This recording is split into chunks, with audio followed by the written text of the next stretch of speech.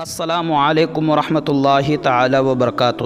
سب سے پہلے حضور صلی اللہ تعالی علیہ وسلم نے ابو لہب کی لونڈی حضرت صوبیہ کا دودھ نوش فرمایا، پھر اپنی والدہ ماجدہ حضرت آمنہ کے دودھ سے سیراب ہوتے رہے۔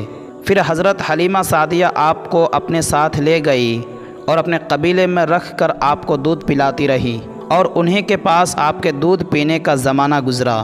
شرفائے عرب کی عادت تھی کہ وہ اپنے بچوں کو دودھ پلانے کے لیے گرد نواح کے دیہاتوں میں بھیج دیتے تھے۔ دیہات کے صاف ستھری آب و ہوا میں بچوں کی تندرستی اور جسمانی صحت بھی اچھی ہو جاتی تھی، اور وہ خالص اور فصیح عربی زبان بھی سیکھ جاتے تھے، کیونکہ شہر کے زبان باہر کے آدمیوں کے میل جول سے خالص اور فصیح و بلیغ زبان نہیں رہا کرتی۔ حضرت حلیمہ سعدیہ رضی اللہ تعالی عنہا کا بیان ہے کہ میں بنی سعد کی عورتوں کے ہمراہ دودھ پینے والے بچوں کی تلاش میں مکہ کو چلی۔ اس سال عرب میں بہت سخت کال پڑا ہوا تھا۔ میری گود میں ایک بچہ تھا، مگر فقر و فاقہ کی وجہ سے میری چھاتیوں میں اتنا دودھ نہیں تھا جو اس کو کافی ہو سکے۔ رات بھر وہ بچہ بھوک سے تڑپتا اور روتا اور بلبلاتا رہتا تھا، اور ہم اس کی دل جوئی اور دلداری کے لیے تمام رات بیٹھ کر گزارتے تھے۔ ایک اونٹنی بھی ہمارے پاس تھی، مگر اس کے بھی دودھ نہ تھا۔ مکہ مکرمہ کے سفر میں جس خچر پر میں سوار تھی وہ بھی اس قدر لاغرض تھا کہ قافلے والوں کے ساتھ نہ چل سکتا تھا۔ میرے ہمراہی بھی اس سے تنگ آ چکے تھے۔ بڑی بڑی مشکلوں سے یہ سفر طے ہوا۔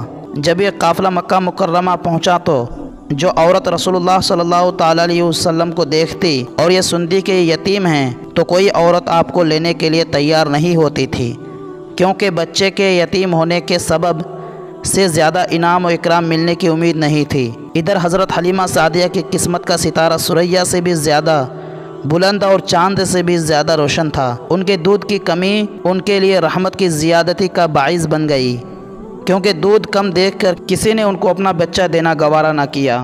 حضرت حلیمہ سعدیہ نے اپنے شوہر حارث بن عبد العزا سے کہا کہ یہ تو اچھا معلوم نہیں ہوتا کہ میں خالی ہاتھ واپس چلوں، اس سے تو بہتر یہی ہے کہ میں اس یتیم ہی کو لے چلوں۔ شوہر نے اس کو منظور کر لیا اور حضرت حلیمہ اس در یتیم کو لے کر آئیں، جس سے صرف حضرت حلیمہ اور حضرت آمنہ ہی کے گھر میں نہیں بلکہ کائنات عالم کے مشرق و مغرب میں اجالا ہونے والا تھا۔ یہ خداوند قدوس کا فضل عظیم ہی تھا کہ حضرت حلیمہ کی سوئی ہوئی قسمت بیدار ہو گئی اور سرور کائنات ان کی آغوش میں آ گئے۔ اپنے خیمے میں لا کر جب دودھ پلانے بیٹھی تو باران رحمت کی طرح برکات نبوت کا ظہور شروع ہو گیا۔ خدا کی شان دیکھیے کہ حضرت حلیمہ کے مبارک پستان میں اس قدر دودھ اترا کہ رحمت عالم نے بھی اور ان کے رضائی بھائی نے بھی خوب شکم سیر ہو کر دودھ پیا اور دونوں آرام سے سو گئے۔ ادھر اٹھنی کو دیکھا تو اس کے تھن دودھ سے بھر گئے تھے۔ حضرت حلیمہ کے شوہر نے اس کا دودھ دھویا اور میاں بیوی دونوں نے خوب سیر ہو کر دودھ پیا اور شکم سیر ہو کر رات بھر سکھ اور چین کی نیند سوئے۔ حضرت حلیمہ کا شوہر حضور رحمت عالم کی یہ برکتیں دیکھ کر حیران رہ گیا اور کہنے لگا کہ حلیمہ تم بڑا ہی مبارک بچہ لائی ہو۔ حضرت حلیمہ نے کہا کہ واقعی مجھے بھی یہی امید ہے کہ نہایت ہی بابرکت بچہ ہے اور خدا کی رحمت بن کر ہم کو ملا ہے، اور مجھے یہی توقع ہے کہ اب ہمارا گھر خیر و برکت سے بھر جائے گا۔ حضرت حلیمہ فرماتی ہیں کہ اس کے بعد ہم رحمت عالم کو اپنی گود میں لے کر مکہ مکرمہ سے اپنے گاؤں کی طرف روانہ ہوئے تو میرا وہی خچر اب اس قدر تیز چلنے لگا کہ کسی کی سواری اس کی گرد کو نہیں پہنچ سکتی تھی۔ قافلے کی عورتیں حیران ہو کر مجھ سے کہنے لگی کہ اے حلیمہ، کیا یہ وہی خچر ہے جس پر تم سوار ہو کر آئی تھی، یا کوئی دوسرا تیز رفتار خچر تم نے خرید لیا؟ الغرض ہم اپنے گھر پہنچے، وہاں سخت قحط پڑا ہوا تھا۔ تمام جانوروں کے تھن میں دودھ خشک ہو چکا تھا، لیکن میرے گھر میں قدم رکھتے ہی میری بکریوں کے تھن دودھ سے بھر گئے۔ اب روزانہ میری بکریاں جب چراگاہ سے گھر واپس آتی تو ان کے تھن دودھ سے بھرے ہوئے ہوتے، حالانکہ پوری بستی میں اور کسی کو اپنے جانوروں کا ایک قطرہ دودھ نہیں ملتا تھا۔ میرے قبیلہ والوں نے اپنے چرواہوں سے کہا کہ تم لوگ بھی اپنے جانوروں کو اسی جگہ چراؤ جہاں حلیمہ کے جانور چرتے ہیں۔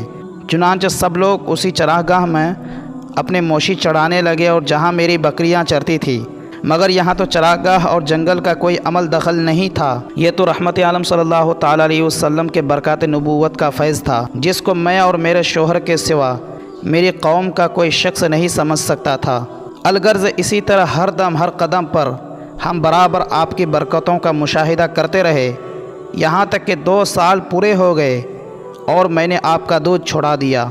आपकी तंदुरुस्ती और नशोनुमा का हाल दूसरे बच्चों से इतना अच्छा था कि 2 साल में आप खूब अच्छे बड़े मालूम होने लगे।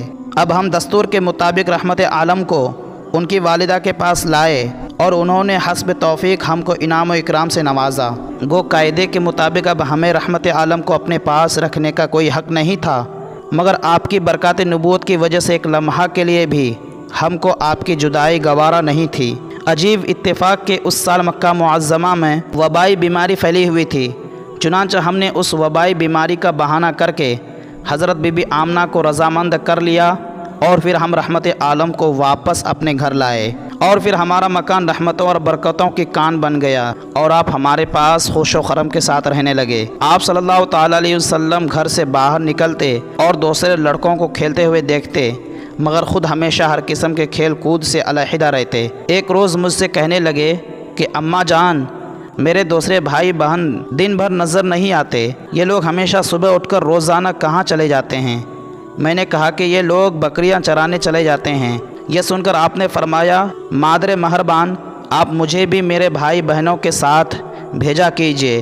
चुनांचे आपके इसरार से मजबूर होकर आपको हज़रत हलीमा ने अपने बच्चों के साथ चरागाह जाने की इजाज़त दे दी और आप रोज़ाना जहाँ हज़रत हलीमा की बकरियां चरती थी तशरीफ़ ले जाते रहे और बकरियां चरागाहों में ले जाकर उनकी देखभाल करना जो तमाम अंबिया और रसूलों की सुन्नत है। आपने अपने अमल से बचपन ही में अपनी एक खसलत नबूवत का इजहार फरमा दिया। सुबहान अल्लाह।